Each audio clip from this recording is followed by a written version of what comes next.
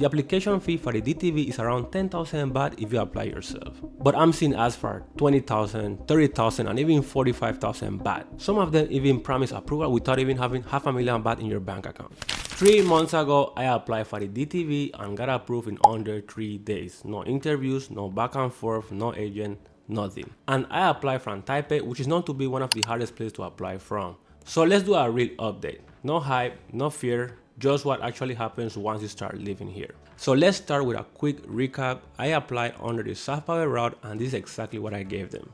My passport, exit and entry certificate, my bank account with seasoned funds, a payment for my clients, the contract, and then a 6-month confirmation for a cooking class. 3 days later, I was approved with no questions asked. That's important because there is so much going on online right now, but I will get into that later. Now let's talk about stuff that actually matters because getting the visa is the easy part. Living here is where the fine print starts. Let's talk about the TM30. Yes, DTV holders need a TM30.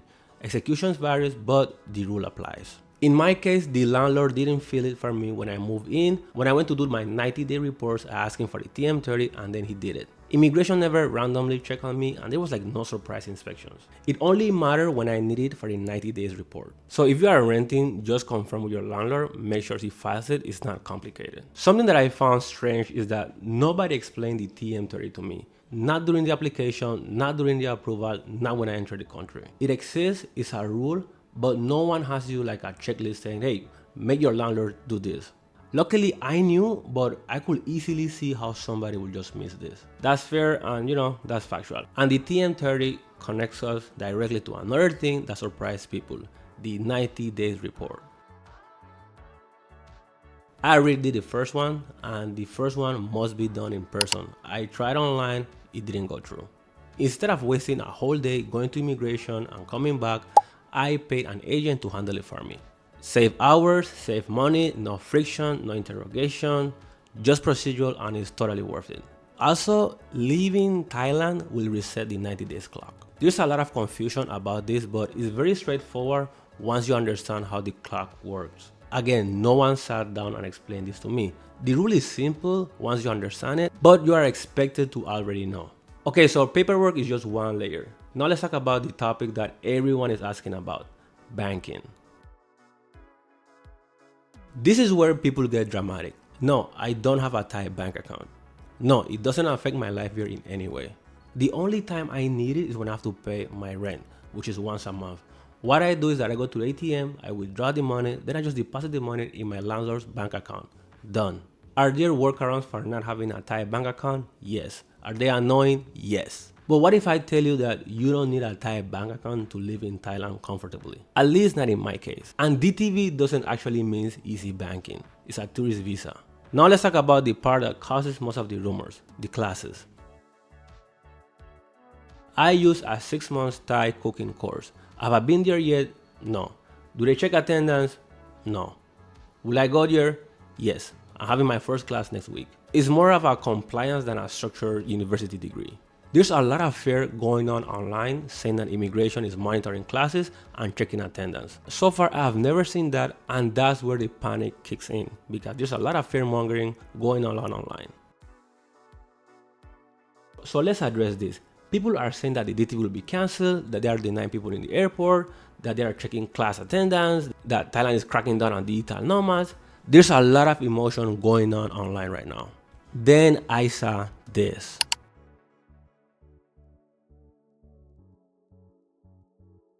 Honestly, I felt bad for the guy because losing money on some technicality like this is frustrating. But this is exactly why I made that DTV video on how to get your DTV on the first try for stuff like this. Immigration systems are procedural, they are not forgiving. If you make a mistake, they won't send you an email, they will just reject your application. That's why I always say, don't rush, double check, and never trust the autofill.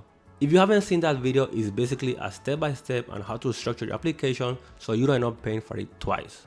Anyway, here's the bigger picture. Most horror stories fall into 3 categories. Number 1, people not double checking their forms. Number 2, people using shady agents. And number 3 is people believing guarantee approval ads. That's it.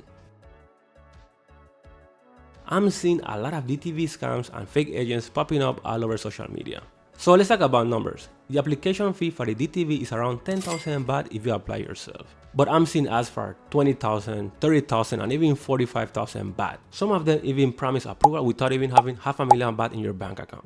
That should immediately raise some questions. I'm also seeing some $5,000 fast track packages. People, be careful. I know that out there we got some real legit agents, but guarantee approval is a red flag. If someone promises you that they can bypass the financial requirement, that's fishy. The visa itself is not complicated if your paperwork is strong. I did it myself in one of the hardest embassies and got approved in under 3 days. After I recorded this video, I saw this ad asking for 85,000 baht, which is almost 10 times the original price. I'm not here to accuse anyone, but asking for 10 times the original price is just ridiculous. So what has been my experience with the DTV for the past 3 months? Here's the calm truth. Life feels normal. No surprise immigration knocks, no bank freeze, no class policing. I live here, I work, I go to the gym, I film. The only bureaucratic moments I had was the TM30 and the 90 days report, and that's it. So is the DTV worth it? If you want long-term stability without border runs, yes. If your paperwork is solid and your funds are clean, yes. If you are trying to cut corners, then probably not. This visa rewards preparation. So just to wrap up this video, there's a lot of emotion going on in Thailand right now. Visa changes, entry rumors, social media panic, all that stuff. But if you step back and look at facts instead of headlines, then you will see that the system is still functioning. I'm 3 months in with no regrets. If you want a structured breakdown on how to apply properly, how to avoid common mistakes, and understand the reporting requirements, I have a full DTV breakdown on my channel. You can start there. I also offers DTV visa consultation, link in the description below. Otherwise, stay informed, double check the paperwork, and ignore the noise. I will update you again in 6 months.